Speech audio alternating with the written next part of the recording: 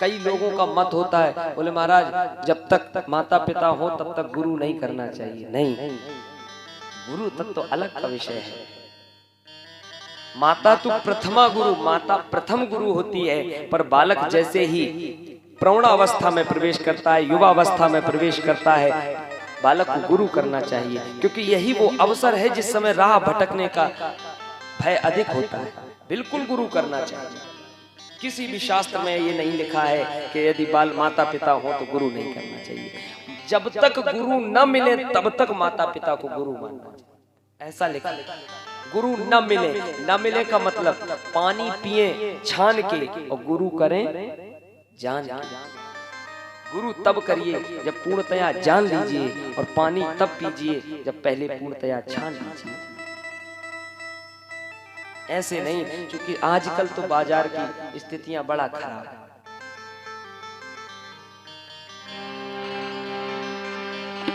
गुरु आ खड़ा बाजार में,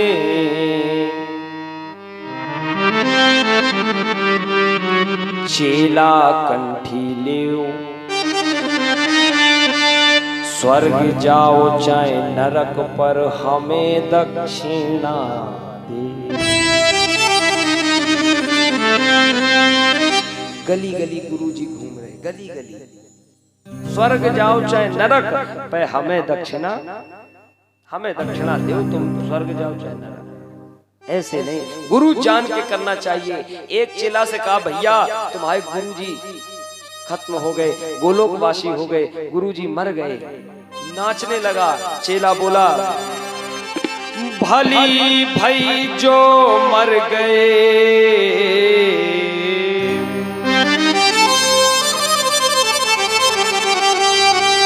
चेला को सुख चैन,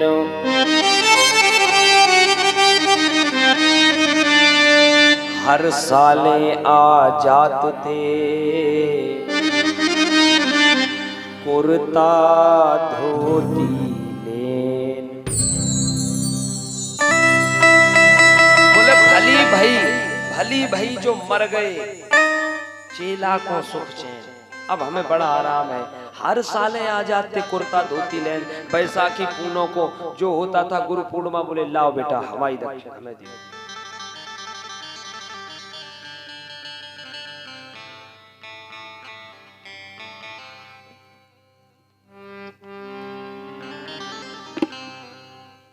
बाबा गोस्वामी तुलसीदास जी कहते हैं गुरु शिष्य का संबंध पिता पुत्र के जैसा होना चाहिए। पहले जान लीजिए, ऐसा ना हो कि गुरुजी अंधे हो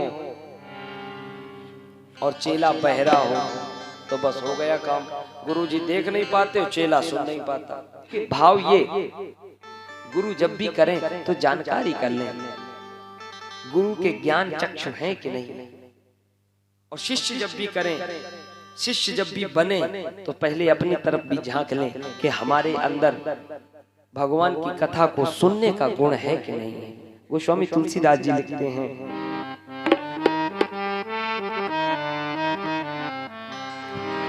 गुरु शिष अंध बधिर कर ले,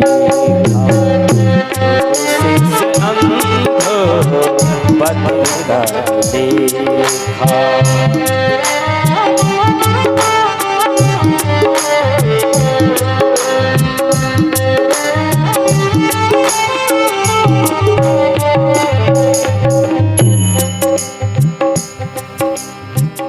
गुरु शिष्य अंधो बधिर कर लेखा, गुरु शिष्य अंधो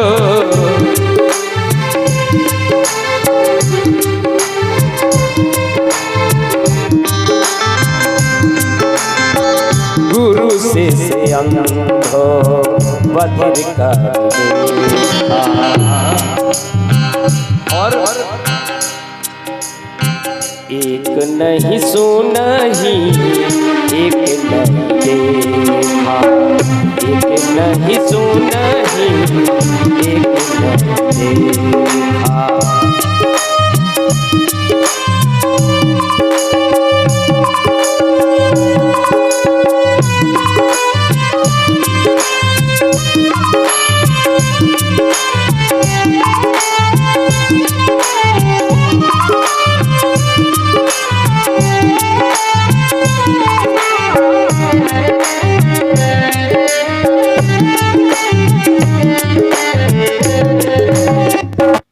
मैं निवेदन कर रहा था, गुरु शिष्य अंध बधिर कर लेखा। गुरु जी अंधे हैं, शिष्य बहरा है, ऐसा नहीं। हमें गुरु अवश्य करना चाहिए, जानते हो। और मैं अपनी नहीं कह रहा हूं। अच्छा ये बताओ, आपने अपना जीवन देखा है? आप माता पिता के होते गुरु नहीं करना चाहिए मानते हैं, आपने अपना जीवन देखा है? कई बार ऐसा होता माता पिता के आगे पुत्र चला गया, होता है कि नहीं होता? तो बिना गुरु के चला गया। उम्र का कोई भरोसा नहीं, जब आपका खुद की उम्र का गारंटी नहीं है तो फिर माता पिता के नहीं। जैसे ही युवा अवस्था में पहुंचे, मैंने तो हमारे ब्रज में आप आओ, आप जान जाएंगे, ब्रज में तो इतनी छोटे छोटे बालक भी गुरु बनाए, इतने छोटे छोटे बालक। एक माताओं का अलग से पुराण रहता है। माताएं क्या करती हैं, जो सुहागन माताएं हैं उनको कंठी नहीं पहनना चाहिए, तुलसी नहीं पहनना चाहिए, गलत, बिल्कुल गलत। हमारे ब्रज का नियम है, जो माता कंठी नहीं पहने होगी वो ठाकुर जी का भोग नहीं बना सकती। भोग बनाएगी तो ठाकुर जी भोग नहीं लगाएंगे उसका। आपके गले में कंठी नहीं है, बिना तुलसी के भोग नहीं लगाते भगवान, गले में कंठी होनी चाहिए। कंठी जानते हो क्यों आवश्यक है? जब गुरु करते हैं तो गुरु जी पहले कंठी देते हैं और तिलक देते हैं।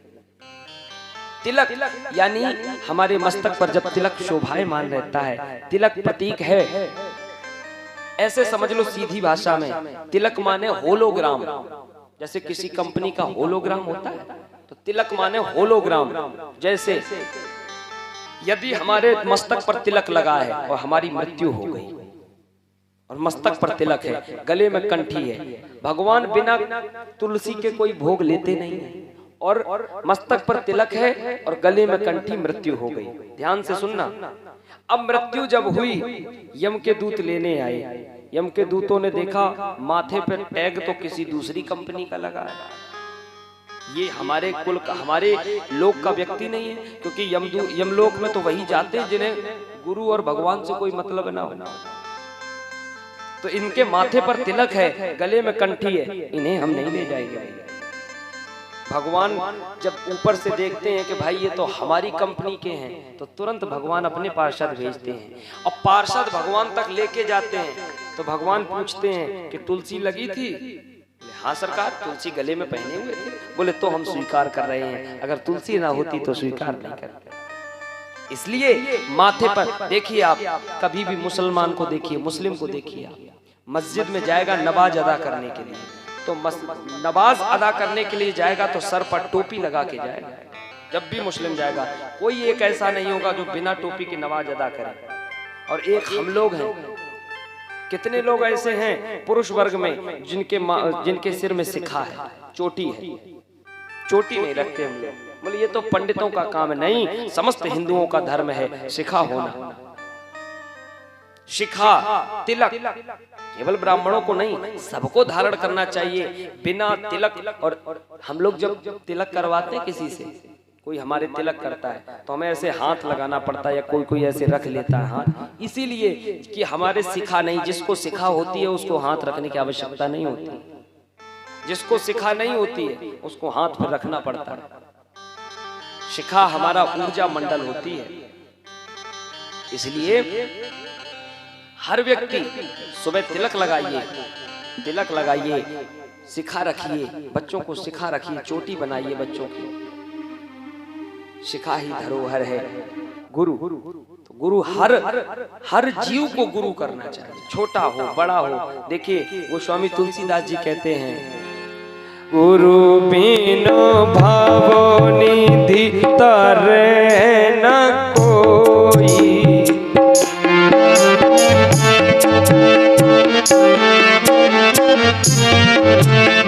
गुरु बिनु भावो निधि तरे न कोई,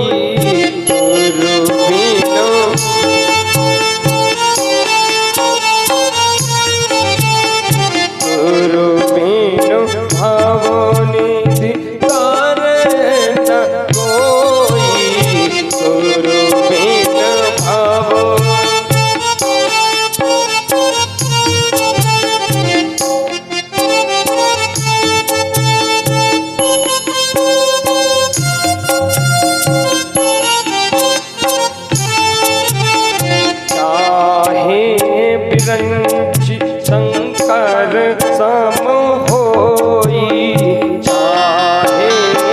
संग।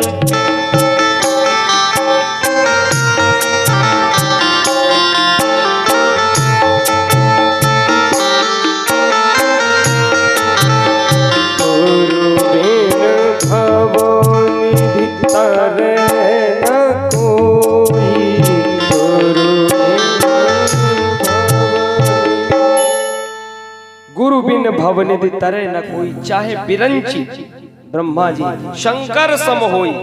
भगवान शंकर भले ही क्यों ना हो, पर अगर बिना गुरु के हैं तो वो तर नहीं सकते इस भवसागर से। अरे ये भवसागर बहुत कठिन है।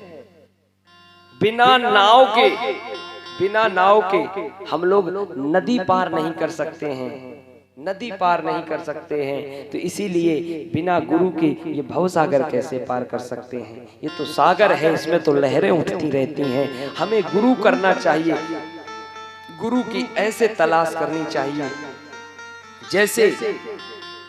जैसे हम अपनी कन्या के लिए वर की तलाश करते हैं, ऐसे गुरु का भी प्रयास करना चाहिए। उत्तम गुरु को चुन करके फिर गुरु चरणों में सर को झुका करके आत्मनिवेदन। देखिए गुरु ऐसा होना चाहिए, गुरु की पहचान बता दें आप। गुरु ऐसा होना चाहिए जो चेला से कुछ ना ले। गुरु ऐसा हो जो शिष्य से कुछ ना ले, पर शिष्य ऐसा हो जो गुरु को सब कुछ दे दे। गुरु जो आदेश करे ये चाहिए तो गुरु को सब कुछ दे दे। और शिष्य ऐसा हो, और गुरु शिष्य अगर कुछ दे भी तो उसको मना करे, नहीं ये रखो। ऐसा गुरु, ऐसा नहीं लोभी गुरु लालची चेला, ऐसा नहीं। न बकाया चेला और गुरु की तो बड़ी दुर्दशा है भैया। एक गुरुजी के दो शिष्य थे, दो। सर्दी की महीना चल रहा था, सर्दी का, और सर्दी के महीने में बारिश होने लगी।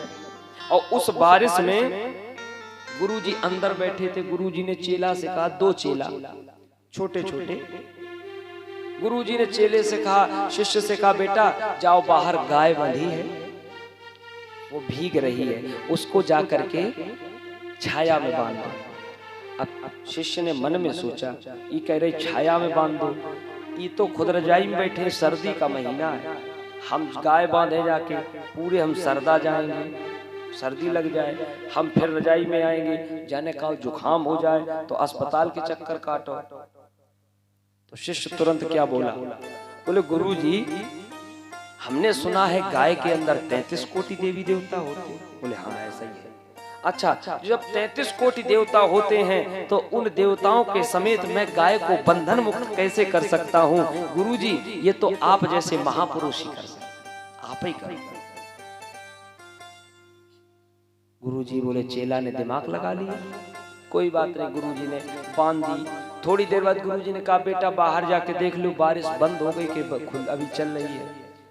शिष्य ने सोचा फिर हम रजाई से निकले, फिर हम देखें जाके, कौन इतना करे। तो शिष्य बोला गुरुजी से, गुरुजी ये बिल्ली जो आई है अभी बाहर से आई है, इसके ऊपर हाथ फेराओ, अगर सूखी है तो बंद हो गई और गीली है तो जानो बरसा। गुरुजी ने कहा चलो ठीक। सुबह हुआ, दोनों शिष्य बैठे थे।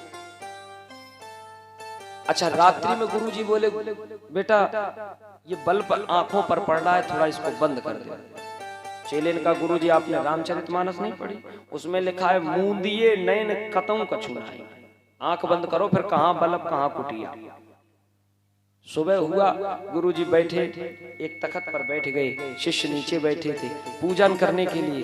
गुरुजी को एकदम याद आया, बोले बेटा हम तुलसी के पत्र लाना भूल गए, और हमारा एक नियम है कि हम जब एक बार तखत पर बैठ जाते हैं या जिस आसन पर बैठ जाते हैं फिर पूजा के बाद उठते हैं, तो बेटा तुम चले जाओ तुलसी के पत्र ले आओ। तो बड़े वाले शिष्य ने तुरंत छोटे वाले से कहा, बड़े वाले ने तुरंत छोटे वाले से कहा, बोले तुम जाओ तुलसी के पत्ते ले आओ, जानते हो तुलसी के पत्ते। अब छोटे वाले ने मन में विचार किया कि तुलसी के पत्ते मंगवा रही है हमसे, तो हम काहे को जाएं, इनसे कहा गया। तो तुरंत क्या बोला छोटा वाला, बोले हम जानते ही नहीं तुलसी के पत्ते कैसे होते हैं, आप जानते होगे। बड़े वाले ने तुरंत कहा, हम तो जानते हैं, इतने बड़े बड़े होते हैं तुलसी के पत्ते, कम से कम इतने बड़े बड़े, एक पत्ता इतना बड़ा। गुरुजी मन में विचार किया, अब की बार चेला नहीं गुरु ही मिले। गुरुजी बोले कोई बात नहीं। बोले अच्छा बेटा ये बताओ तुम लोग तुलसी के पत्ते तो जानते नहीं हो? बोले बोले अच्छा। बोले अच्छा ये बताओ तख्त उठाना जानते? बोले हाँ वो तो खूब जानते हैं। तो बोले अब हमारा तख्ता ही ले चलो, हम बताएंगे कहाँ है तुलसी के पत्ते। अब 90 किलो के गुरुजी और 40-50 किलो का तख्त। अब बेचारे दोनों चेला पसीना पोंछते जाएं और गुरुजी को टांगे कहीं घसीटने लगे, फिर टांग के गुरुजी कहें थोड़ा ऊपर उठाओ बेटा। बेचारे जैसे तैसे पहुंचे बगिया में, तुलसी का बिरवा देखा, गुरुजी ने प्रणाम किया। बोले बेटा हमारा एक नियम है, हम जब तुलसी तोड़ते हैं तो उसकी 3 परिक्रमा करते हैं, तो जरा परिक्रमा करवाओ। अब बेचारे शिष्यों ने परिक्रमा करवाई। परिक्रमा करा के गुरुजी बोले बेटा अब ले चलो, वही हम पत्ते ले लिए, चुन लिए। पहुंचे, जैसे ही आश्रम में तख्त रखा तो जो दोनों शिष्य थे हाथ बढ़ाते दर्द करे, अब खड़ा ना हुआ जाए, पैर ऐसे ऐसे कपे, इतना वजन उठाया पैर कपे। गुरुजी बोले बेटा अब तुम्हें हमने बता दिया तुलसी के पत्ते, अब तुम नहीं भूलोगे कभी। शिष्य बोले गुरुजी अपने आप को भूल जाएंगे, अपने नाम को भूल जाएंगे, परिवार कुल गोत्र माता पिता सब भूल सकते, लेकिन अब तुलसी के पत्ते जीवन में कभी नहीं भूलेंगे। तुलसी के पत्ते आपने ऐसे याद करा दिए। भाई राजस्थान की एक बूढ़ी डोकरी थी, तो उस डोकरी के पास एक बड़े पहुंचे हुए संत पहुंचे अपने इसी उत्तर प्रदेश के, और राजस्थान की बेचारी कम पढ़ी लिखी, कुछ जानती नहीं, भोली डोकरी। गुरुजी जैसे ही पहुंचे तो उसने गुरुजी को देखा और बोली गुरुजी मैं थारे खुर छूं। गुरुजी को गुरुजी और चरण को, गुरुजी की आदत थी चरण कमल सुनने की, कमल ना कहो चरण कह दो, चरण भी नहीं पैर भी नहीं, खुर। बोले गुरुजी मैं थारे खुर छूं। गुरुजी को बड़ा लगा। गुरुजी बोले बुढ़िया ऐसे बोलती है महात्माओं से, गुरुजी खुर जानती है नरक में जाएगी, नरक में। बुढ़िया इतनी सीधी, उसे नरक भी नहीं पता क्या होता। बुढ़िया से कहा नरक में जाएगी, नरक में। तो बुढ़िया ने सोचा ये आशीर्वाद दे रहे, तो बुढ़िया तुरंत बोली है महाराज नरक में मोई जगह कहाँ मिले, नरक में तो आप जैसे महापुरुष पहुंचे। वो समझ रही नरक बहुत अच्छी जगह है जहाँ पे बड़े बड़े महात्मा जाते हैं, तो बोले महाराज नरक में तो आप लोग जैसे महापुरुष जाते हैं, हमें जगह कहाँ नरक में। ऐसे भी लोग पढ़े। गुरु की महिमा समझनी चाहिए। देखिए हम लोग कहते हैं कि श्लोक बोलते हैं, आइए एक श्लोक में बता के आगे प्रसंग कथा की तरफ चलते हैं। हम लोग एक श्लोक बोलते हैं गुरुर ब्रह्मा गुरुर विष्णु गुरुर देवो महेश्वरा। इसका अर्थ जानने की चेष्टा की कभी? गुरुर ब्रह्मा, यदि परिवार में किसी के यहाँ संतान नहीं हो रही है, परिवार में कोई संतान उत्पत्ति में समस्या आ रही है, सृष्टि को सृजन करने में कोई समस्या आ रही है, तो गुरुर ब्रह्मा, गुरु के पास जाइए, आप सिर को झुकाइए, गुरु जी आपको उस समस्या का निराकरण देंगे। बोले महाराज ये तो बिना मतलब की बात है, आज तक कोई गया? बिल्कुल गया। एक बार भूपति मन माही भाई गलानी मोरे सुत नाही, और उसके बाद तुरंत लिखा गुरु ग्रह गए तुरंत। पुत्र नहीं हो रहे थे, गुरु ग्रह तुरंत गए चल के। अब आजकल चल के थोड़े, बोले ये कह रहे गुरुजी आज शाम को यहीं आ जाना, गुरुजी को बुलाते हैं। श्रद्धा नहीं है। अरे श्रद्धा और भाव से पहले गुरुजी को बुलाना है। आप जैसे माता रानी को बुलाएं तो उनको कैसे बुलाओगे? पहले श्रद्धा भाव से निमंत्रण दिया जाता है, तब बुलाया जाता है। तो पहले गुरु ग्रह गए। राजा दशरथ राजा थे, चाहते तो गुरुजी को बुलवा लेते सैनिक भेज के, लेकिन नहीं, गुरु ग्रह गए तुरंत वहीं पाला। और कैसे बोले?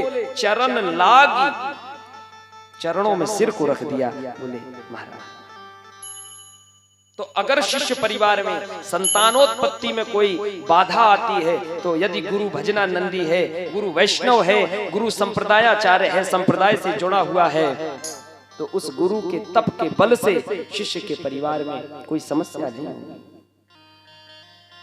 कोई समस्या नहीं होगी। देखिए शिष्य चाहे गुरु नहीं, शिष्य भी बड़ा सोच समझ के करने चाहिए। न कहो शिष्य ही ऐसे मिल जाए जो गुरु को हिल्ले लगा दे। देखिए शिष्य भी, जो शिष्य मिलता है, शिष्य के पुण्य का प्रताप का 10वां हिस्सा गुरु को जाता है, और शिष्य के पाप का प्रताप भी 10वां हिस्सा गुरु को जाता है। शिष्य पाप करेगा तो 10वां हिस्सा गुरु जी को, और शिष्य ने पुण्य किया तो 10वां हिस्सा गुरु जी को। तो देखिए, अगर संतानोत्पत्ति में बाधा है तो गुरु आपके लिए ब्रह्मा बन जाएगा, क्योंकि ब्रह्मा सृष्टि उत्पन्न करते हैं। तो गुरु के तब से आपके परिवार में ये बाधा नहीं आएगी। दूसरा कार्य, गुरुर ब्रह्मा गुरुर विष्णु, गुरु जी साक्षात विष्णु का कार्य क्या होता है?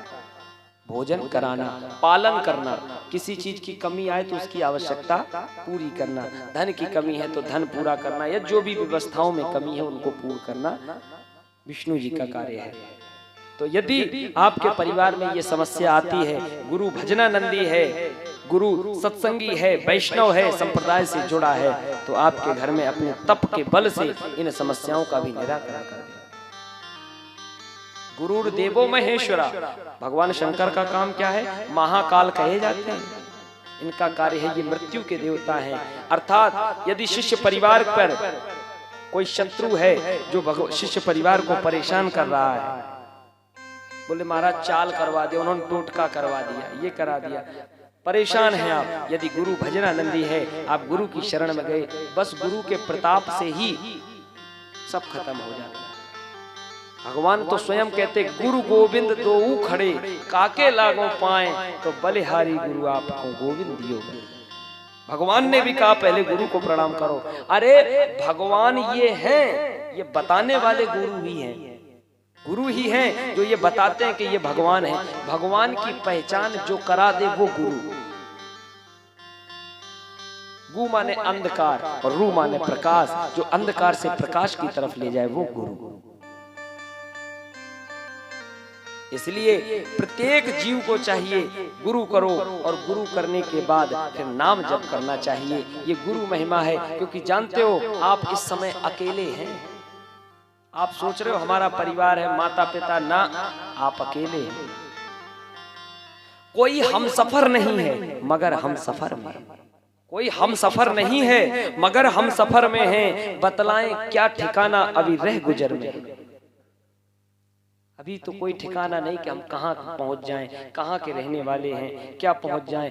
ऐसा नहीं कि लोग हमें जानते ना हो, ऐसा नहीं कि लोग हमें जानते ना हो। हम अजनबी तो हैं, लेकिन अपनी नजर में अजनबी हैं कि हम कौन हैं। ये हमारा जो नाम है, ये रूप है, ये शरीर का नाम है, शरीर के रूप है, बकाया हम कौन हैं ये तो पूछना पड़ेगा। किसी ज्ञानी की शरण में बैठकर पता चलेगा। हमें इस शरीर को भी छोड़ना पड़ेगा, कोई भरोसा नहीं कब छोड़ना पड़ जाए। इसीलिए हमें गुरु भगवान की शरण में चलना चाहिए और उनसे भगवत प्राप्ति का मार्ग पूछना चाहिए, ताकि धीरे धीरे संसार में भी बने रहें और धीरे से किनारे भी उतर जाएं, तो कोई समस्या ना हो। क्योंकि ये शरीर तो नश्वर है, छूट जाएगा। रे मन मुसाफिर निकलना पड़ेगा, काया कुटी खाली करना पड़ेगा। रे मन मुसाफिर निकलना पड़ेगा, काया कुटी खाली करना पड़ेगा। रे मन मुसाफिर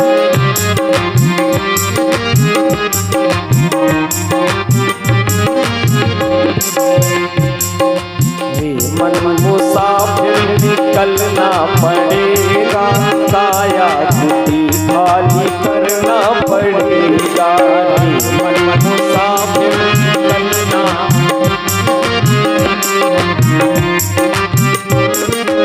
जय हो।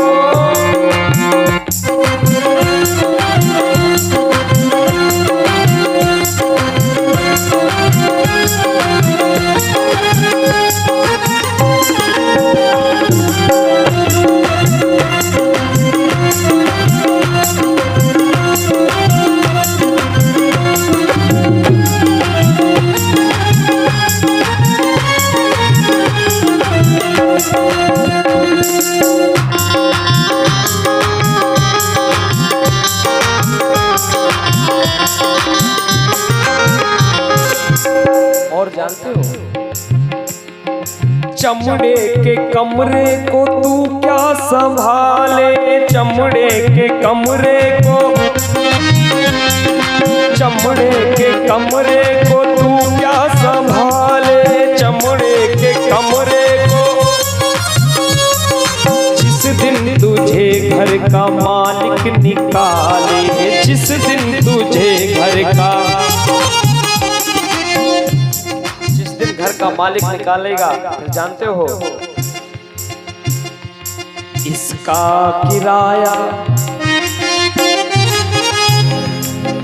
इसका किराया भी भरना पड़ेगा, काया कुटी खाली करना पड़ेगा, मन मुसाफिर निकलना पड़ेगा।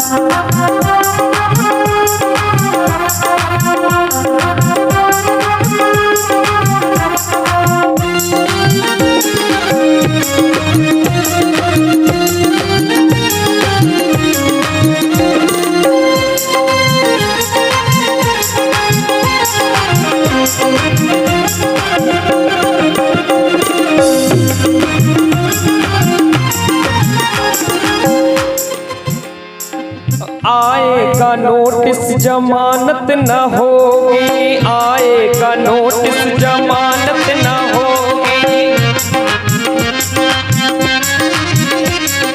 आएगा नोटिस जमानत न होगी, आएगा नोटिस,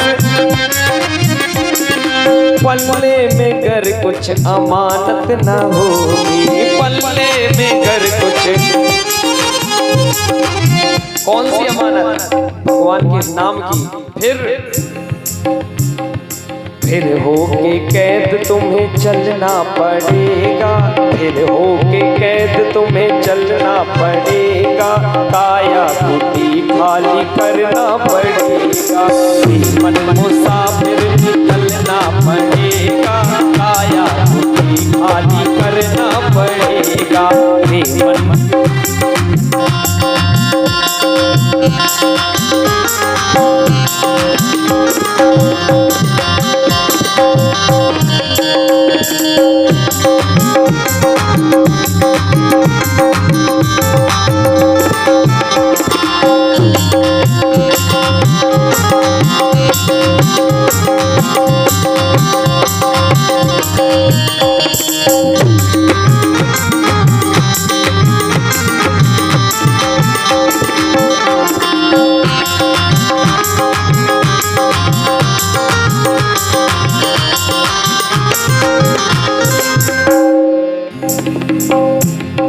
मेरी न मानो यमराज तो मनाएंगे,